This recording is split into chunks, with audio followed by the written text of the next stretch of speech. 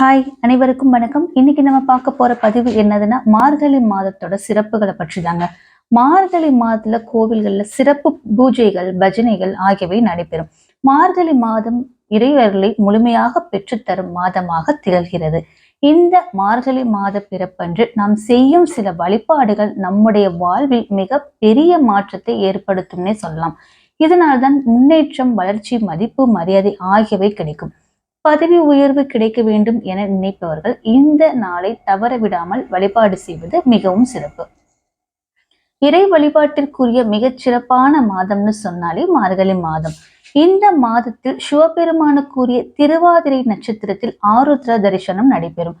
பெருமாளுக்குரிய வைகுண்ட ஏகாதசி, ஹனுமனின் திரு அவதார தினம் போன்றவை வருவதால் இது அனைத்து தெய்வங்களையும் வழிபடுவதற்கு ஏற்ற நாளாக இருக்கிறது. இது தேவர்களின் விடியற்காலை, அதாவது பிரம்ம முகூர்த்த வேலை என சொல்லப்படுவதால் இந்த மாதத்துல செய்யப்படும் பூஜைகளுக்கு இறையருளுடன் தேவர்களின் அருளும் நமக்கு கிடைக்கும் என்றே சொல்லலாம். வாழ்க்கையிலும் குடுமையை ஏற்படுத்தும் சக்தி படைத்த மாதம் என்பதால் குளிரான மார்கழி மாதத்தில் அதிகாலையில் எழுந்து வழிபாடுகள் நடத்த வேண்டும் என சொல்லப்பட்டிருக்கு. ஒவ்வொரு மாதத்திலும் முதல் நாளான மாத பிறப்பையும் சங்கராந்தி என சொல்றோம். அதாவது நவ கிரகங்களின் தலைவனான சூரிய பகவான் தன்னுடைய பயணத்தை ஒரு ராசியிலிருந்து மற்றொரு ராசிக்கு மாற்றும் என்றது பொருள். இந்த ஆண்டு மார்கழி மாதத்தில் 29 நாட்கள் இருக்கு. மார்கழி மாதத்துல தினமும் அதிகாலையில் எழுந்து நீராடி நம்ம வீட்டு வாசல்ல கோலம் போட்டு நம்ம வீட்டு வாசலுக்கு விளக்கேற்றி வழிபடுவதும், அருகில் உள்ள கோவிலுக்கு சென்று வழிபாடு செய்வதும், ஆண்டாளின் திருப்பாவையும் மாணிக்க வாசகர் அருளிய திருவெம்பாவையும் இசைப்பது மிக மிக விசேஷம். அதோடு ஒரு குறிப்பிட்ட வழிபாட்டினை இந்த மார்கழி மாத பிறப்பன்று செய்வதால் வாழ்வில் படிப்படியாக முன்னேற்றம் ஏற்படும் என்று சொல்லப்பட்டிருக்கு. நோய்கள் நீங்கி ஆரோக்கியம் மற்றும் உடல் பலம் கிடைக்கும் என்று சொல்லப்பட்டிருக்கு. தனுர் சங்கராந்தி எனப்படும் மார்கழி மாத பிறப்பன்று பஞ்ச தேவர்கள் வழிபாடு செய்வது மிக மிக விசேஷம். விநாயகர், சிவன், மகாவிஷ்ணு, துர்க்கை மற்றும் சூரிய பகவானை தான் பஞ்ச தேவர்கள் என்று சொல்வார்கள். இவர்களில் சூரிய பகவானை மார்கழி மாத பிறப்பன்று வழிபடுவது மிகவும் நல்லது.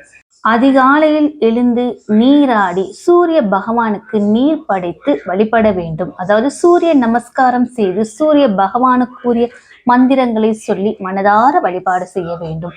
ஒவ்வொரு வாழ்வில் உயர்ந்த நிலையை அடைய வேண்டும், உயர் பதவிகள், ஆரோக்கியம் ஆகியவற்றை பெற வேண்டும் என்றால் அவர்களுக்கு சூரியனின் அருள் நிச்சயம் தேவை என்று சொல்லப்பட்டிருக்கு.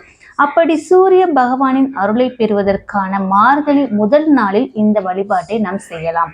மார்கழி முதல் நாளன்று சூரிய பகவானை நம்பிக்கையுடனும் பக்தியுடனும் முறையாக வழிபட்டால் அவர்கள் செய்த பாவங்கள்ல இருந்து விடுபடுவாங்க என்று சொல்லப்பட்டிருக்கு. எதிர்மறை எண்ணங்கள் நீங்கி நேர்மறை ஆற்றல்கள் அதிகரிக்கும். சூரிய பகவானின் அருளால் எடுத்த காரியங்கள் எல்லாமே வெற்றி கிடைக்கும், மகிழ்ச்சி, அதிர்ஷ்டம் நிறைந்த வாழ்க்கை அமையும் என்று சொல்லப்பட்டிருக்கு. இந்த அற்புதமான மார்கழி மாதத்துல சூரிய பகவானை வழிபாடு செய்ய தவற விட்டுறாதீங்க. இன்னொன்று, மார்கழி மாதம்னாலே அனைவருக்கும் நினைவிற்கு வருவது ஆண்டாள் நாச்சியார் அருளிய திருப்பாவை பாடல்கள் தான். ஒவ்வொரு நாளும் ஒவ்வொரு பாடல் பாடி ஆண்டாளை போல் நாமும் கண்ணனை வழிபட்டால் திருமாலின் அருள் ஆண்டாள் நாச்சியாரை போன்று நமக்கும் கிடைக்கும் என்பது ஐதீகம். திருப்பாவை பாடல் ஒன்று என்னன்னு பார்த்தீங்கன்னா, மார்கழி திங்கள் மதி நிறைந்த நன்னாளால் நீராட போதுவீர் போதுமினோ நேரிலையீர் சீர்மல்கும் ஆய்ப்பாடி செல்வ சிறுமீர்கள் கூர்வேல் கொடுந்தொழிலன் நந்த கோபன் குமரன் ஏறார்ந்த கண்ணி யசோதை இளஞ்சிங்கம் கார்மேனி செங்கன் கதிர்மயம் போல் முகத்தான் நாராயணனே நமக்கே பறை தருவான் பாரோர் புகழ படிந்தேலோர் எம்பவாய். இதனுடைய பொருள் என்னன்னு பார்த்தீங்கன்னா, இனிதே துவங்கி இருக்கின்ற மார்கழி மாதத்தில் முழு நிலவு ஒளி வீசும் நன்னாள் இது. அழகிய அணிகலன்களை அணிந்த கன்னியரே, ஆயர்பாடியில் வசிக்கும் செல்வ வளமிக்க சிறுமியர்களே, இன்று நாம் நீராட கிளம்புவோம். கூர்மையான வேலுடன் நம்மை பாதுகாத்து வரும் நந்தகோபர், அழகிய விழியுடைய யசோதா தேவியின் சிங்கம் போன்ற மகனும் கரிய நிறத்தவனும் சிவந்த கண்களை உடையவனும் சூரியனைப் போல் பிரகாசமான முகத்துடையவனும் நாராயணின் அம்சமான கண்ணபிரான் நமக்கு அருள் தர காத்திருக்கின்றான். அவரை பாடி புகழ்ந்தால் நம்மை இந்த உலகமே வாழ்த்தும் என்பதுதான் இதனுடைய பொருள். ஓகே, இதனுடைய விளக்கம் என்னன்னு பார்த்தீங்கன்னா, எந்த விஷயத்தையோ அல்லது ஒரு நபரை பற்றியோ அனைவருக்கும் தெளிவாக புரியும்படி சொல்ல வேண்டும் என்றால் அறிமுகம் என்பது முக்கியம். அதை மனதில் கொண்ட திருப்பாவையின் முதல் பாடலிலேயே மார்கழி மாதத்தின் சிறப்பை கூறியிருக்கிறார்.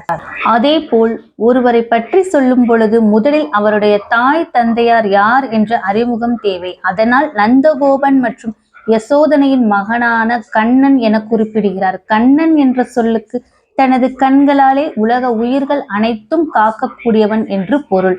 கண்ணனின் தாய் தந்தை யார் என்பதை சொன்ன ஆண்டாள் நாச்சியார் அதோடு சேர்த்து நந்தகோபனின் வீரத்தையும் கண்ணனின் வீரத்தையும் குறிப்பிட்டுள்ளார்.